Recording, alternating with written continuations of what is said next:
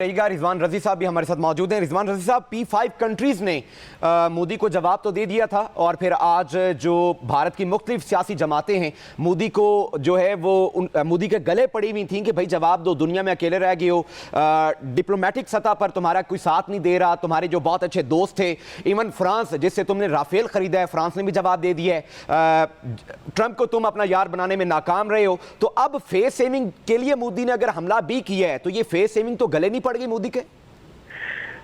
बहुत ज्यादा गले पड़ी हुई है। ये जो ब्रिगेड हेडक्वार्टर आपने बताया कि तबाह हुआ है, वो आसाम राइफल का तबाह हुआ है।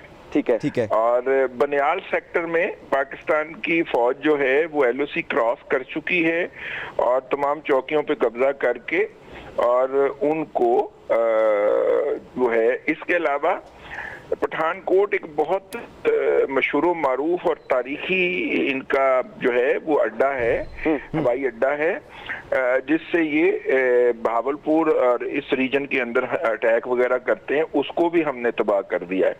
तो जैसे जैसे खबरें आ रही हैं, एक जो बहुत बड़ी इस वक्त फाइट हो रही है वो सियालकोट के पास एक है परगवाल, और उसके तीनों तरफ जो है वो भारत है, वो भारत के अंदर पाकिस्तान का थोड़ा सा इलाका है। फौज की दौड़ें लगवाई हैं और वो मतलब उनको वहां से फंसा भी किया है और अब उनका पीछा भी जारी है। ठीक है। और ये कुछ अपडेट्स हैं, मैंने कहा महाज़े जंग से, वो भी आपके नाजरीन का और सामीन का हक है कि उन तक पहुंचाया जाए। इस वक्त राजस्थान में भी युद्ध पड़ गया है, जिसे कहना चाहिए घुमसान का। अब वहां से भी कुछ देर में ही आप ब्रेकिंग न्यूज चलाएंगे राजस्थान के हवाले से भी।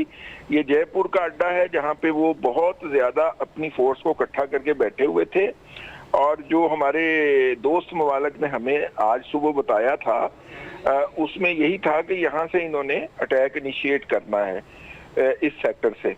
तो उस सेक्टर के अंदर उन्होंने क्या इनिशिएट करना था, पाकिस्तान की तरफ से जो है वो घुस के मारने वाली पॉलिसी के तहत जो है वो उनको रिस्पॉन्ड किया जा रहा है। देखिए, ये सारा कुछ जो है ये अपनी जगह के ऊपर, कम से कम 8 आर्मी इंस्टॉलेशन जो हैं उनको डिस्ट्रॉय किया गया है। और जब मैं आर्मी इंस्टॉलेशन कह रहा हूं तो उसके अंदर हवाई अड्डे शामिल नहीं है, ना श्रीनगर का ना पठानकोट का। तो इसलिए ये बात आपने जहन में रखनी है। उसके अंदर ब्रिगेड हेडक्वार्टर लेवल के ऑफिस शामिल हैं या उनके कुछ एंटी मिसाइल बैटरीज शामिल हैं जिनको हिट किया गया है टारगेट करके। लोकेट तो उनको पहले दिन ही हमने कर लिया था कि ये कहाँ पे वाक़या है। ठीक है रजी साहब, पाकिस्तान ये बात पहले से जानता था, पाकिस्तान ने कई बार खबरदार किया, मुसद्दिक़ इतलात थी, अता तारड़ साहब ने भी बात की, वज़ीर दिफा ने भी बात की और कहा कि हमें मालूम है, हमारे पास कन्फर्म इतलात हैं कि भारत ऐसी हरकत करेगा। और आज वो चीज़ हमारे सामने आ गई है कि भारत ने ये जो हरकत की है रात की तारीकी में, अंधेरे में, उसका एक बार फिर उसको हज़ीमत का भी सामना करना पड़ा है।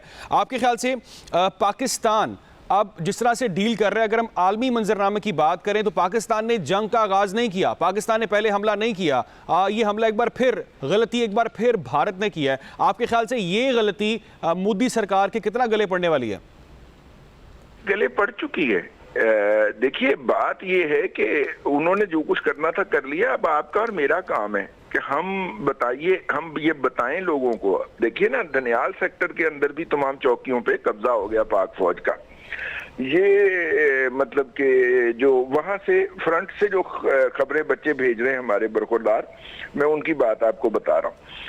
अच्छा देखिए, ये मोदी साहब के मीडिया ने उनको फेस सेविंग दे देनी है, उनके लिए फेस सेविंग ले लेनी है, लेकिन जो ऑपरेशनल हवाले से पाकिस्तान की अफवाज ने उनको एक्सपोज किया है, से इट एयरफोर्स या से इट मतलब के बड़ी फौज, तो इसलिए मेरा ख्याल ये है कि वो